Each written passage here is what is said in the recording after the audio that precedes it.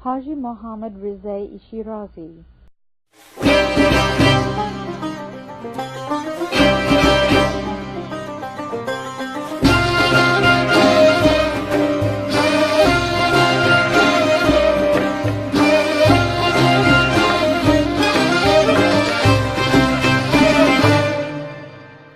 Haji Muhammad Rizai came from Shiraz. He was a man spiritually minded, lowly, contrite, the embodiment of serenity and faith. When the call of God was lifted up, that needy soul hurried into the shelter of heavenly grace. As soon as he heard the summons, quote, "Am I not your Lord?" unquote, he cried out, quote, "Yea, verily," unquote, and became as a lamp to the people's feet. For a long time he served the Afnan, Haji Mirza Muhammad Ali, and was his loyal and close companion, trusted in all things. Later, following a journey to distant countries, he went to the Holy Land, and there, in utter submission and lowliness, bowed his head before the sacred threshold, and was honored with entering the presence of Baha'u'llah, where he drank in endless bounties from cupped hands. For quite a time he remained there, attending upon Baha'u'llah almost every day, encompassed by holy favor and grace. He was outstanding as to character, and lived after the commandments of God, tranquil and long-suffering. In his surrender to God's will, he was selflessness itself.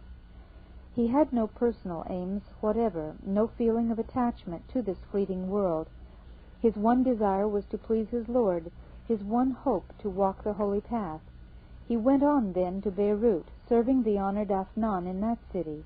He spent a long time in this wise, returning again and again to enter the presence of Baha'u'llah and gaze upon that most great beauty.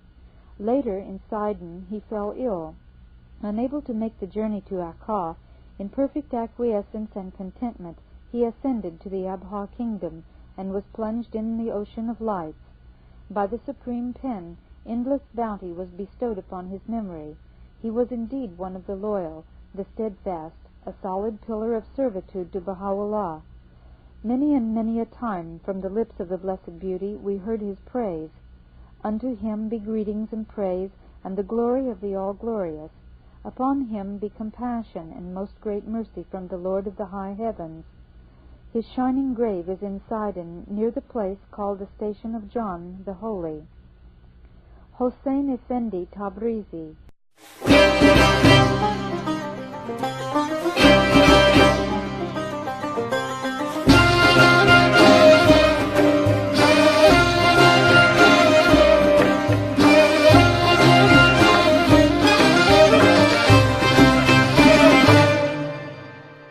This youth was from Tabriz, and he was filled with the love of God, like a cup flowing and brimming over with red wine. In the flower of his youth he left Persia and traveled to Greece, making his living as a merchant there, till a day came when, guided by divine bounty, he went from Greece to Smyrna, and there he was given the glad tidings of a new manifestation on earth. He shouted aloud, was frenzied, was drunk with the music of the new message. He escaped from his debits and credits, set out to meet the Lord of his heart, and entered the presence of Baha'u'llah. For some time, a trusted attendant and companion, he served the Blessed Beauty. He was then directed to seek a lodging in the city of Haifa.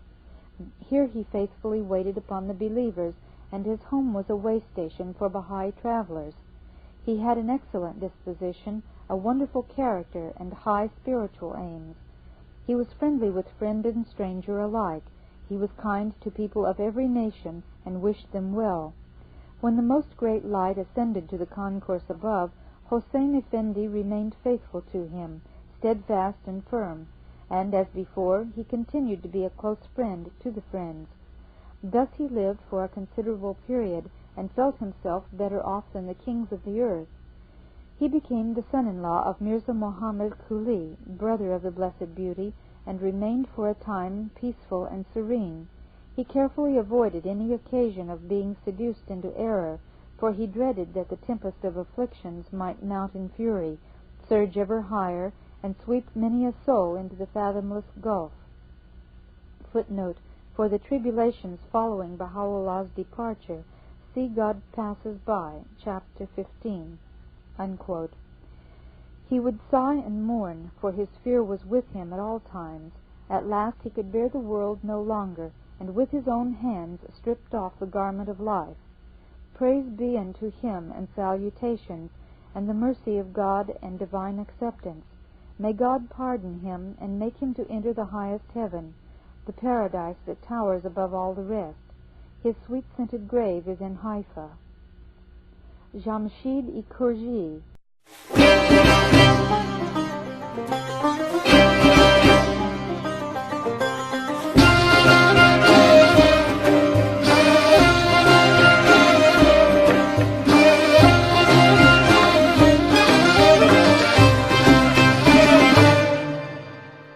Yet another of the immigrants and settlers was the valiant Jamshid Ikurji, who came from Georgia, but grew up in the city of Kashan. He was a fine youth, faithful, trustworthy, with a high sense of honor. When he heard of a new faith dawning, and awoke to the tidings that on Persia's horizons the sun of truth had risen, he was filled with holy ecstasy, and he longed and loved. The new fire burned away those veils of uncertainty and doubt that had closed him round. The light of truth shed down its rays, the lamp of guidance burned before him. He remained in Persia for a time, then left for Rumelia, which was Ottoman territory, and in the land of mystery, Adrianople, won the honor of entering the presence of Baha'u'llah. It was there that his meeting took place. His joy and fervor were boundless. Later, at Baha'u'llah's command, he made a journey to Constantinople with Agha Muhammad Baqir and Agha Abdul Ghaffar.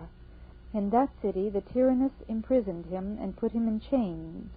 The Persian ambassador informed against Jamshid and Ostad Muhammad Ali-i Dalak as enemy leaders and fighters.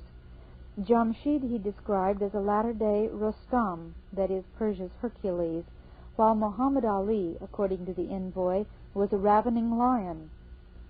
These two respected men were first imprisoned and caged. Then they were sent out of Turkish territory under guard to the Persian frontier. They were to be delivered over to the Persian government and crucified, and the guards were threatened with terrible punishments should they once relax their vigilance and let the prisoners escape. For this reason, at every stopping place, the victims were kept in some almost inaccessible spot. Once they were thrown into a pit, a kind of well, and suffered agonies all through the night. The next morning Jamshid cried out, "O you who oppress us, are we Joseph the prophet that you have thrown us in this well? Remember how he rose out of the well as high as the full moon. We too walk the pathway of God. We too are down here for his sake, and we know that these depths are the heights of the Lord." Once arrived at the Persian frontier, Jamshid and Muhammad Ali were handed over to Kurdish chiefs to be sent on to Tehran. The Kurdish chiefs could see that the prisoners were innocent men, kindly and well-disposed, who had fallen a prey to their enemies. Instead of dispatching them to the capital, they set them free.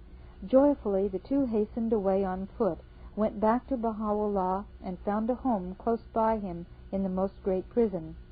Jamshid spent some time in utter bliss, receiving the grace and favor of Baha'u'llah, and ever and again being admitted to his presence. He was tranquil and at peace. The believers were well pleased with him, and he was well pleased with God. It was in this condition that he hearkened to the celestial bidding, quote, "O thou soul which are at rest, return unto thy Lord, well pleased with him, and well pleasing unto him," from the Quran 89:27. And to God's cry, "Return," he replied, "Yea, verily." He rose out of the most great prison to the highest heaven.